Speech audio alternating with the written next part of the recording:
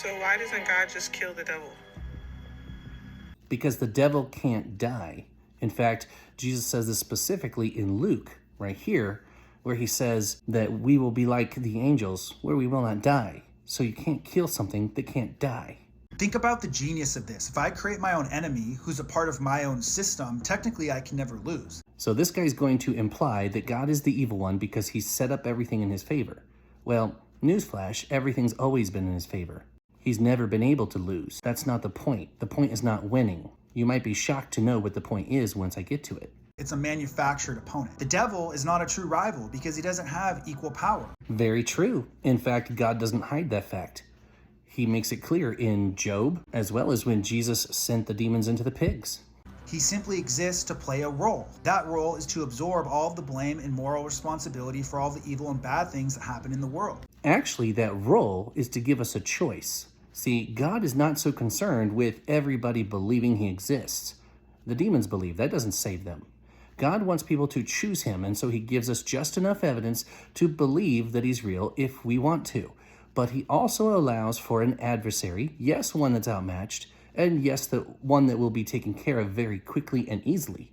But this adversary still brings about lies that appeal to our selfish nature. And so we have the opportunity to choose otherwise. But it's all about the choice. That framing allows God to always appear to be the good guy. Really? So when Paul says that we're not being tempted above anything beyond what is normal to our physical bodies, then how is that blaming the devil? No, I'll even say many times we give the devil too much credit. Most temptations are man-made. If there was no God and there was no devil and people are just being mean to each other, who would we blame?